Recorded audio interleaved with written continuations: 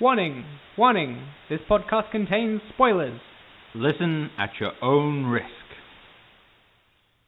Welcome to Medium Shift, the podcast that investigates how stories stack up from medium to medium through the adaptation process. In today's episode, we go on a witch hunt with The Crucible. Oh, too soon. Too soon. It happened 400 years ago. I know, but it feels harsh. We'll get into it.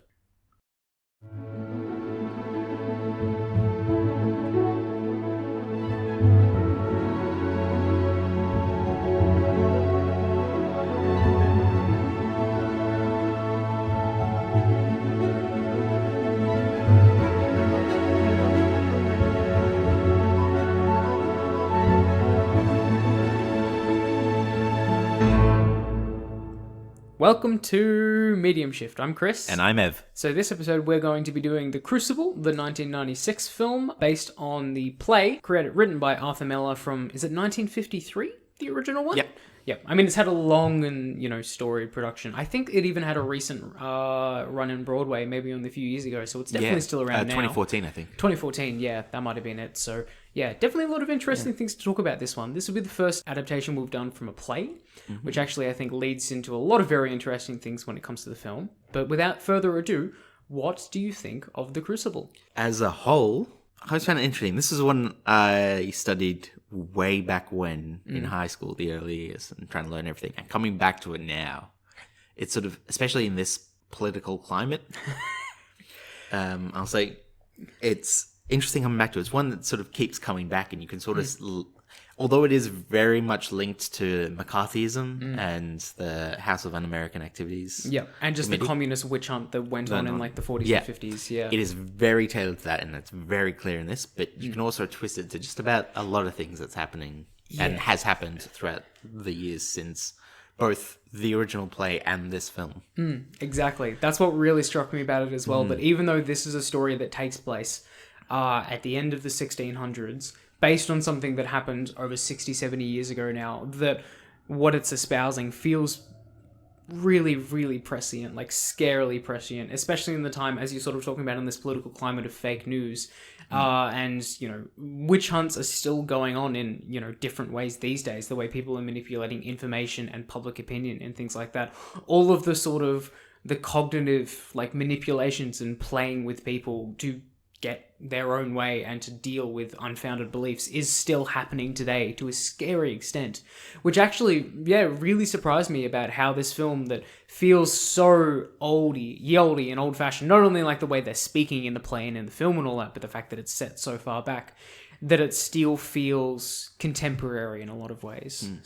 Well, a lot of the issues it also touches, aside from the political side of things, is also very social. It's an incredibly, very socially dynamic film in the sense that it's all about how characters are interacting. The setting almost doesn't matter. Yeah, sure. It could literally be placed anywhere, and it's just focusing on how these different characters deal with each other. You could see someone adapting The Crucible and setting it in like a modern day small English village or something like that, and it would still feel fitting. Like, I feel like people wouldn't be getting hung at the stake, but a lot of the backstabbing and the manipulating of public opinion and information still is going on today, and you could see that happening in a present tense. Yeah, that's a really good point.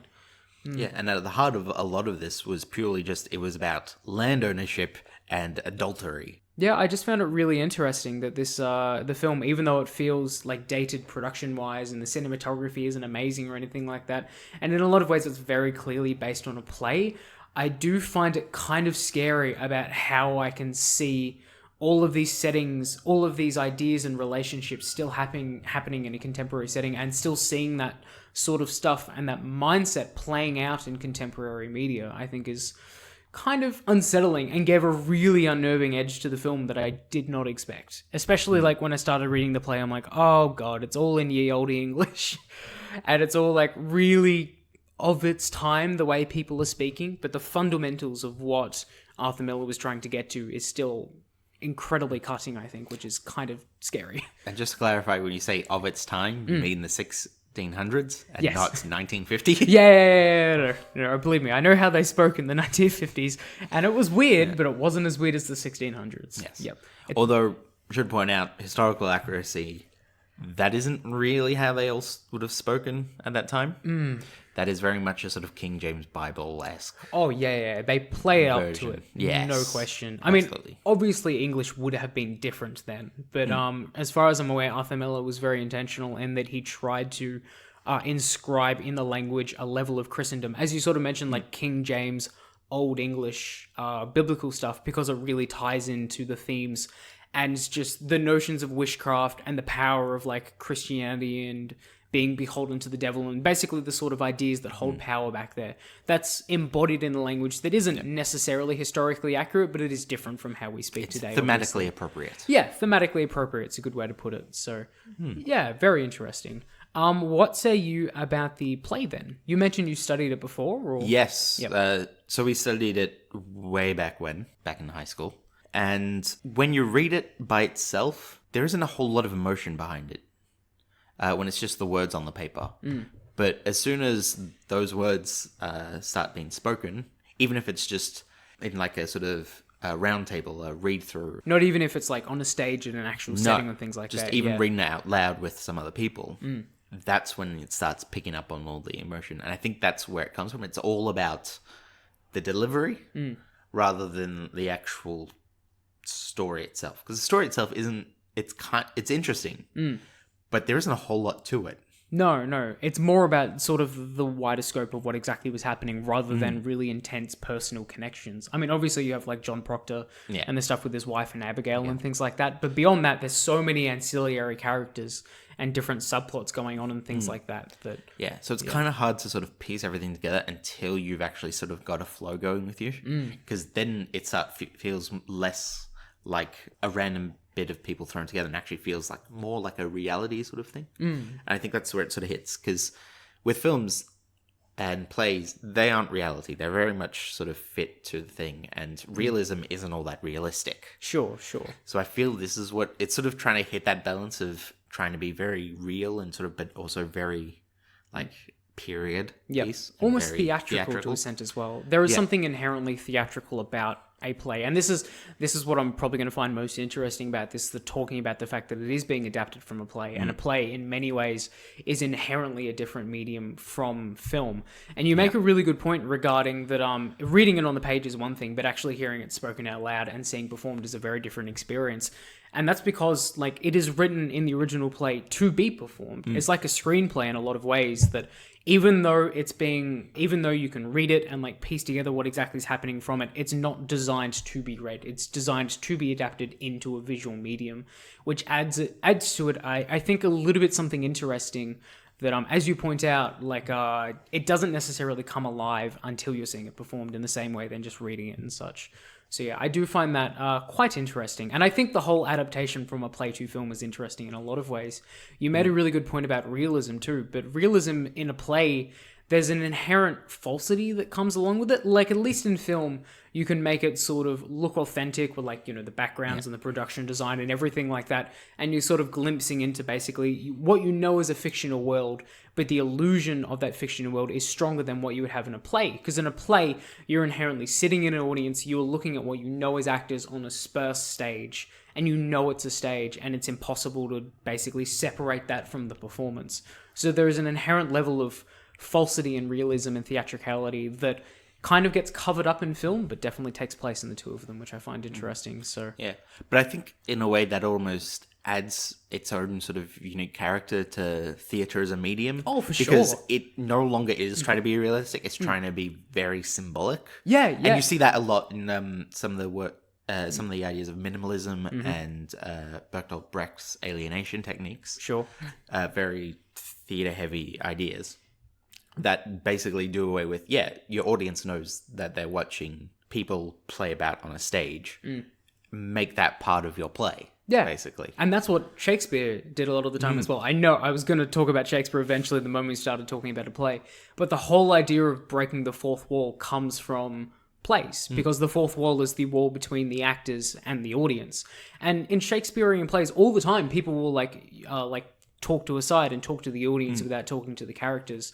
So I think there's an inherent, what I find really interesting about that as a medium is that it acknowledges an inherent falsity in a way that like film and television and stuff basically tries to hide and tries to disappear. Like, especially when we're talking about like classical narrative film, it's all about clarity and coherence and making the fictional world as authentic and as real as possible. And you can see that taking place in the film, but in a play that doesn't necessarily happen. So I like that you brought up Shakespeare, because it does remind me of one example that sort of encapsulates most of this idea, and it's the stage direction exit pursued by a bear. Exactly, you can't do that in film. No, but there's a theory as to why that sort of worked in the play, and it's because they knew it was being performed at the Globe. That's the only place you're going to see it, at the specially designed play where Shakespeare put on most of his later work. Sure. Next to it was where they kept the bears. Like, there was another separate location dealing with animals. I think it was either a vet or some sort of like animal husbandry location. Yep. And so there were bears in general just around the Globe. And so they could actually theoretically, feasibly seem to have come from off there into the world of the play and then left again. Oh man, I've never heard this theory before, but that's actually really interesting. Yeah, and it adds that another aspect of the idea of theatre. You know where it's being performed. You know it's on a stage in a theatre. You can play around to that idea. Whereas with film, you have a screen. You have no idea what's going on outside or around it. You can't change anything inside the film to suit the outside. Whereas a theatre can actually do that. An actor can jump out into the audience and interact with an audience member. That has happened on multiple occasions. Yeah, it's I don't know, I find it really interesting, especially in regards to film. It's such like a really explicitly constructed and tightly controlled way that you view the narrative. But in a play, like, you can look wherever you want to on stage. Like, there can be like 4 or 5 people, like actors on stage, and you can just ignore everyone else and just pay attention to one person. Whereas in a film, like, they will cut it together and edit it and use specific shots in a certain way to focus your attention, to make you, you know, pay attention to certain characters. So yeah, it's just fundamentally a different medium, and yet they're still kind of interestingly comparable in a number of ways, because they are both visual. They're just working with different conceptions of space in different ways. Like, yeah, in a play, you can theoretically have a bear just show up on stage just because. But in a movie, if like a bear wandered around behind, I don't know, in the back of a frame in like, I don't know, Star Wars or something like that, you're gonna have questions. Yeah. Like, that just fundamentally does not work. Unless they CGI cover it up with some other random animal. Yeah, exactly. George Lucas would almost certainly do that. But yeah.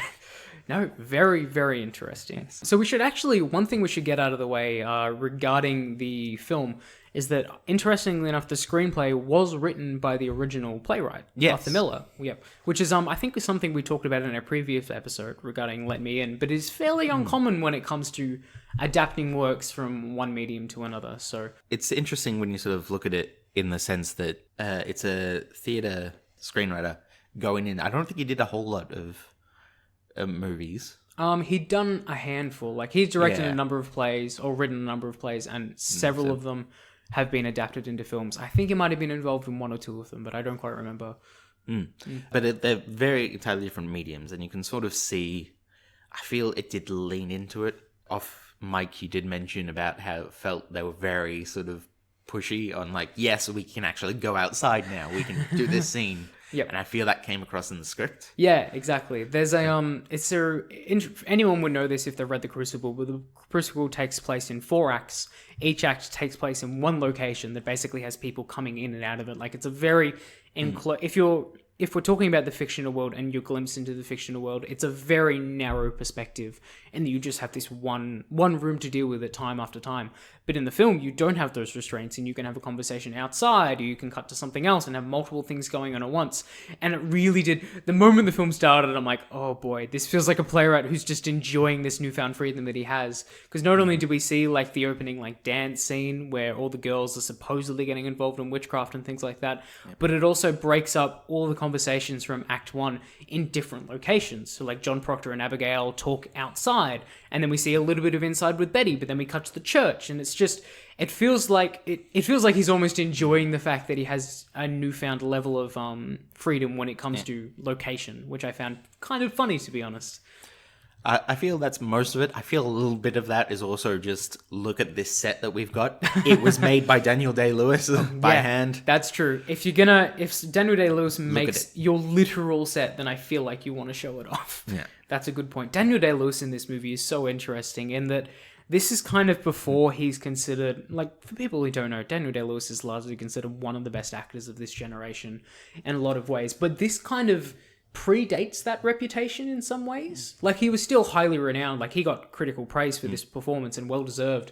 But it wasn't until, I think it was the two-hitter of like Gangs of New York and There Will Be Blood in like the mid-2000s where people really realized this guy is actually incredible. And then every role since then has basically solidified that.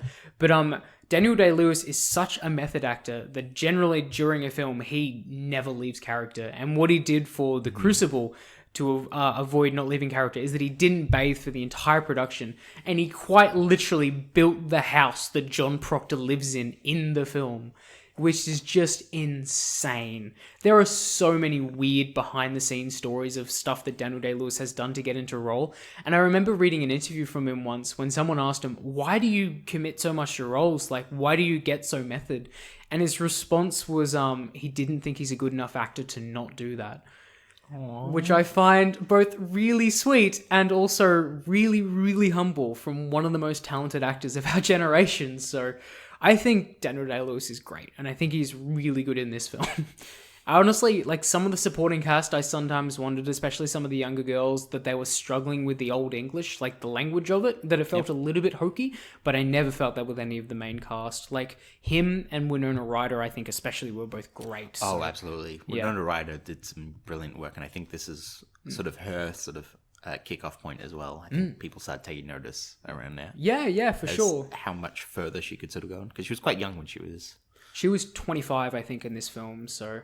Yeah. Yeah, the only film I can recall prior to this, which she's renowned for, I think, was Heathers. She's great in Heathers as well, obviously. But obviously, that's a very different film compared to this. This was sort of her sort of, oh, look, I can do other stuff as well. Yeah. And it sort of, what's the best word? I'd say sort of opened up the number of roles people were sending her. It's a much more dramatic and... honestly, like, Oscar-friendly performance. Like, this is the sort of classic Oscar film that they would reward. I think it got nominated for 2 Oscars, I think.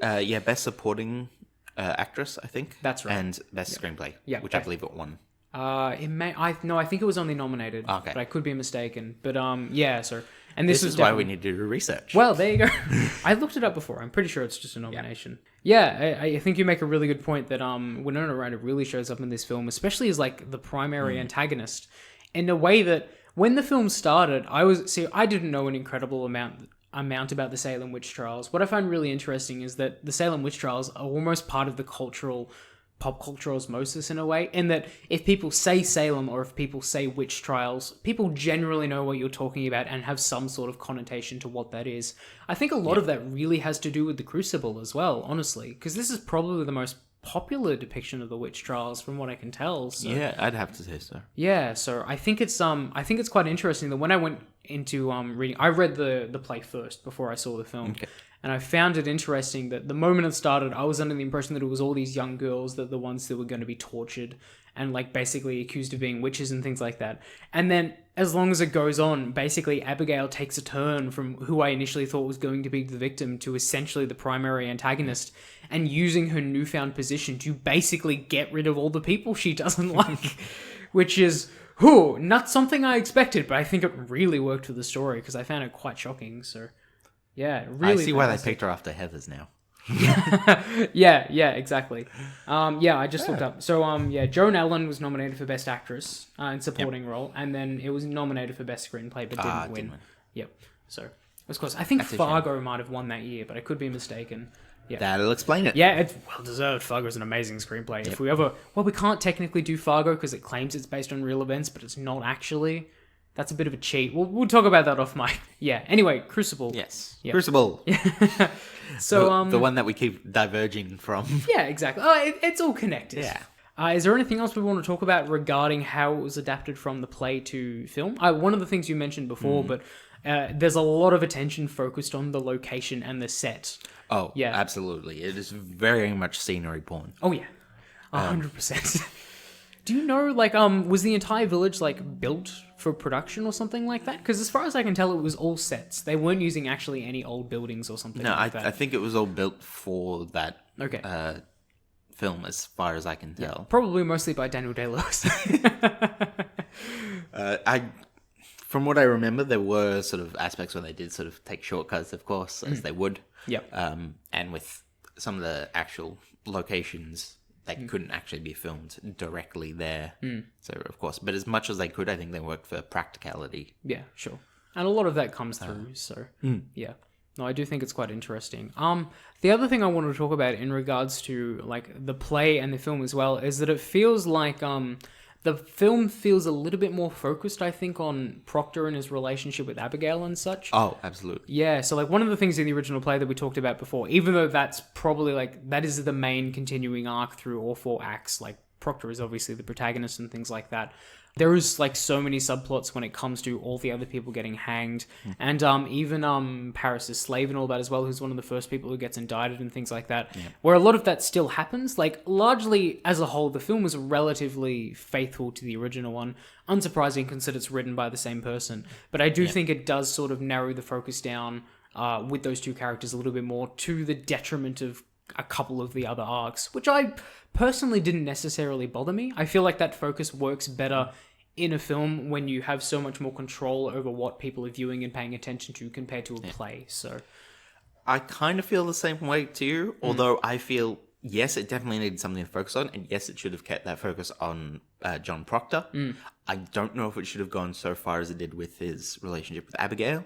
I figure mainly if it maybe sort of gone more with his relationship with his wife. yeah, I could have seen that. Sort of, and gone through their sort of whole story, and especially with, it wasn't a huge change, but it was a nice little change, was at the very end when it all became about his name, which is very sort of focused on the film, whereas in the play it's a little bit more sort of, he's more sort of willing to give it away until he realizes that something goes on. But in the film, it's him tearing it apart.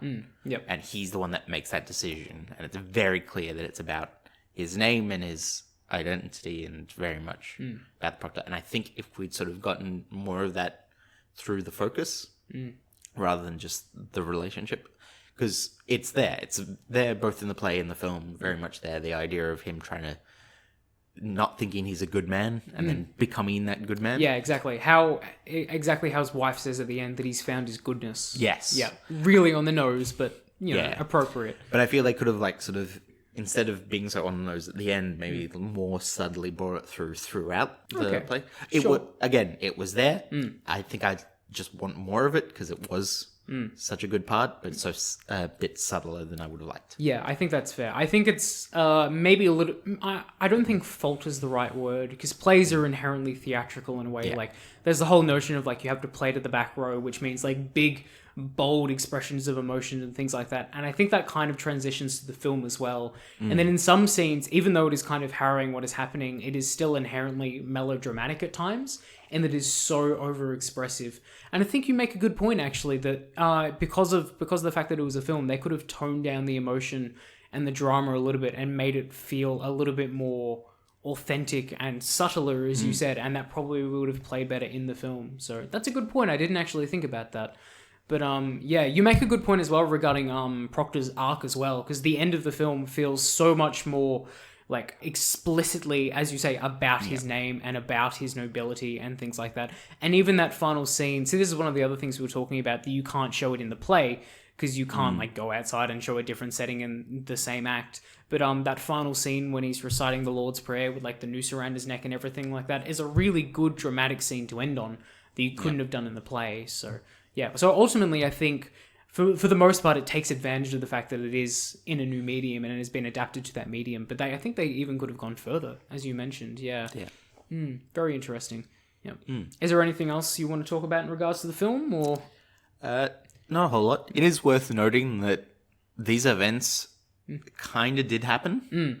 These are based on real people. Yep. It's very sort of loose historical. Yeah. Absolutely. A lot. Miller has gone on himself saying he did a lot of like just taking characters and putting them together to create one new character. The other main antagonist in Danforth. Is it? No, Putnam. Thomas Putnam, the guy who was stealing all the land? No, the guy that they brought in who just kept killing everyone. Oh, yeah, of course. Yep. I don't quite remember his name off the top of my head, but I know who you're referring to. Yeah. Yeah. It's it is interesting when it comes to the play that even at the very beginning it has a little excerpt when like Miller says that these events happened, but obviously I've changed some things a bit. Like it almost wears the fact that it isn't incredibly historically accurate on its sleeve, even though the bare bones of what happened are still absolutely there. Like there's a lot of interesting things. The fact that in the original witch trials, Abigail was only 11 years old, so he aged her up to 17 so that he could have the adulterous storyline with Proctor. Yeah, I who think, was like 50, yeah, 60. Yeah, exactly. So, it was Danforth, the deputy governor. That's right. Was who I was talking about. Yeah, sure. In his last role, actually, I think in that film, I think that might have been his last acting role. Then he passed away 10 years later. So, yeah, which is interesting. But no, I think I think you make a good point regarding the historical accuracy in that, like a lot of things that are based on real events, that you try and dramatize it and streamline it and make things easier to follow with less characters and things like that. I do find the addition of the fact that he was so explicit about how he made up the adulterous relationship between Abigail and Proctor and then have that be the through line of the film, I think is a little bit odd in some ways, but I also kind of understand because it gives it that narrative backbone, as we were sort of talking about having the protagonist and antagonist that continues throughout the whole film, gives it a level of structure that may not have happened if the events are more looser, basically. Yeah, so I understand, but it is like a curious thing, I think, to be clear about changing. So, yeah. Well, speaking of changing, do you want to do it differently? We can. Jingle, jingle, jingle. That was a good transition. Nice was. job. Yeah. Still can't believe we haven't got a piece of music for that or something. No, just accept it. I've kind of just, I kind of like the jingle now. It's grown on me. Yeah, the jingle, jingle, jingle. Would you like to go first? Sure. I've basically already said my do it differently. Yep. Earlier when I was talking about the through line of Proctor. So that's sort of going to be my main focus of this one is lose some of that affair with Abigail, focus more on his sort of the idea of his name and his relationship with his wife.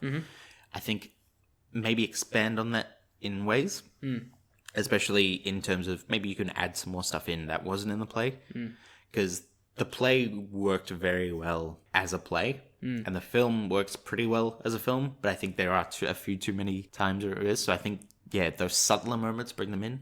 Okay. Sort of flesh out that sort of backstory a bit as well. Yep. Maybe have a few scenes that actually reveal some of the stuff in the past, just to actually try and get that idea along. Yeah.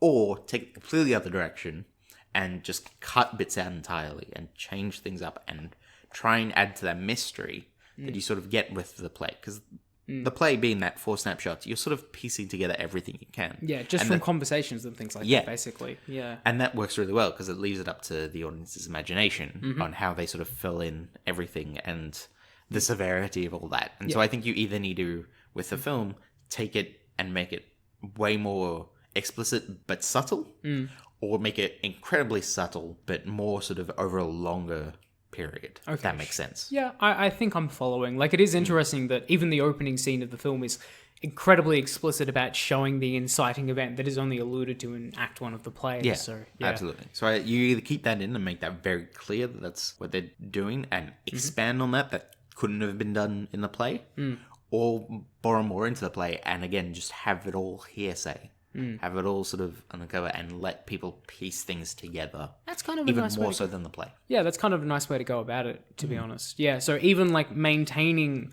some of the aspects of the play, even in the film setting, while also changing some other things to make it more cinematic.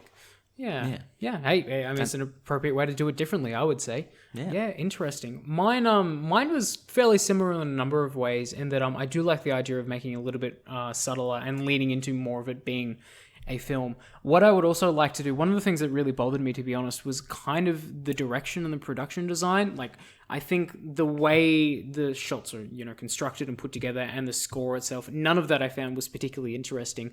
It was largely the screenplay and my familiarity with events that I found the most compelling stuff about it. So what I would probably want to do is honestly bring in a more authorial voice. I hadn't necessarily leaned on one director explicitly. A lot of people I was thinking like, say, Martin Scorsese or Paul Thomas Anderson or something like that. Someone that has a clear authorial voice that would be able to take this story in a new and slightly different and frankly more cinematic direction. Okay. So you still could have kept Arthur Miller's screenplay, but put it through the lens of someone who knows how to work in film and in cinema in a better way than I think the director that they had did. I don't even remember his name, to be honest.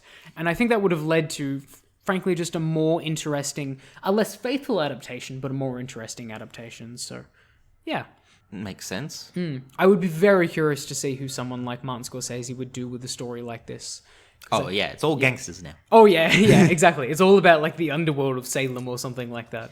Well, that's another interesting thing that neither of us touched on, and I'll do it differently. You could transpose the entire story into a new location. You could set it in modern day, actually. Yeah. I would be really interested to see how someone adapts this to a modern day storyline, because I 100% think you could do it, especially in the political climate we're in right now. Oh, it'd absolutely be a political thriller. Oof, boy. Oh, I can just imagine. See, the problem is with something like that, it would be a really great thing, but I feel like it'd be so hard to watch in so many reasons. Yeah. Like, it's, we could always talk about the notion of like escapism when it comes to fiction and how that's not always a good thing, that we need things to confront our contemporary reality. But oh boy, that would not be a fun viewing experience in a lot of ways. Yeah, it's great fun. Or, alternatively, we could just watch the news. And it's literally them making the fictionalization for us. Oh, it's fun. Now I'm sad. Yeah, me too. Okay, let's move on to random talk, shall we? Yeah, let's distract ourselves. Okay, what have you got to distract us with this episode? I'm going to be honest. I'm sort of thrown for a loop here, because in terms of watching and reading, it's mainly been in research for this podcast. However, something I did think about recently, I've actually been listening to a lot of music. Oh. And that's something I haven't touched on. And it's a recommendation of new media. Yeah, first recommendation of music. Put it in the history books. Very exciting. It's going to be a bit of a controversial one. Oh, okay. And it actually, I was going to bring it up earlier because you did mention a bit about Shakespeare and we were talking about getting in with the play. I'll get to that soon. Okay. The band I'm recommending is TISM. I don't know them.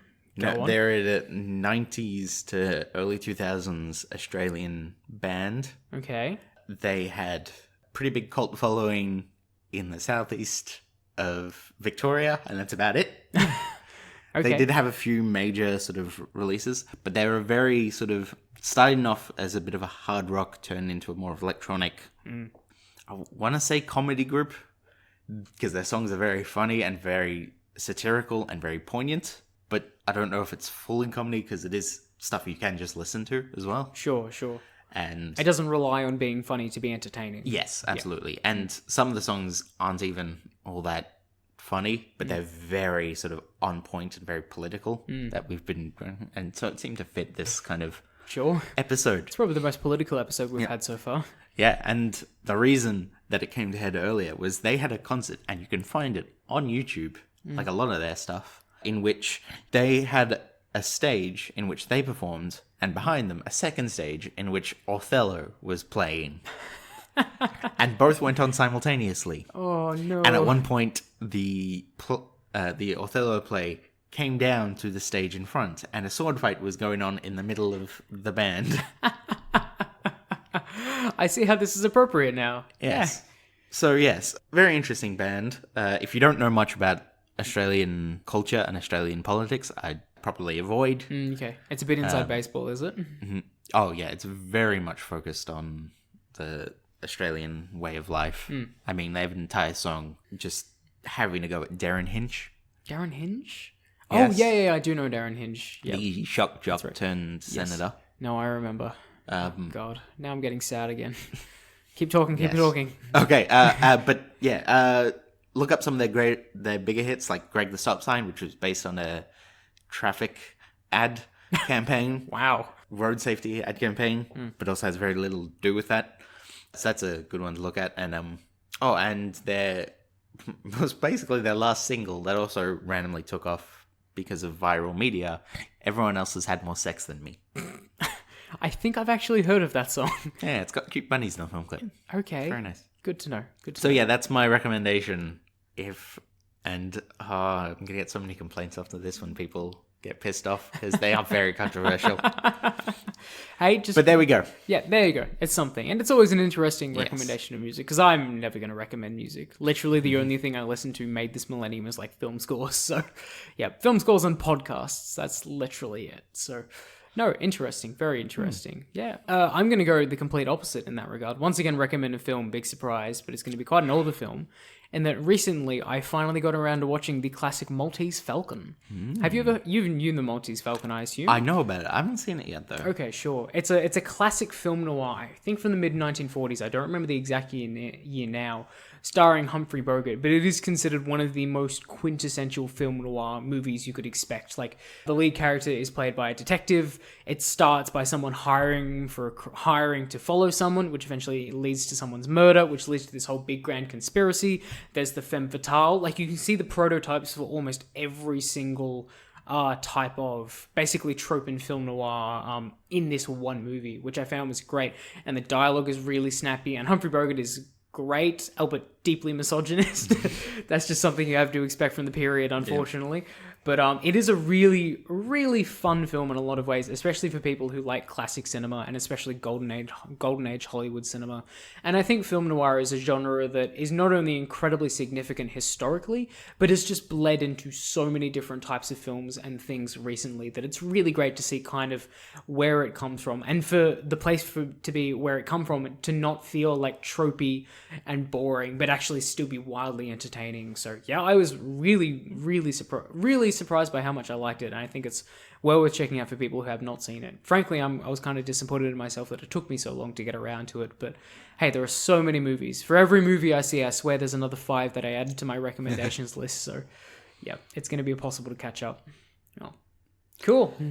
Well, thank you to everyone who listened to this episode on Medium Shift. You can find us on all the different mediums, different platforms, sure.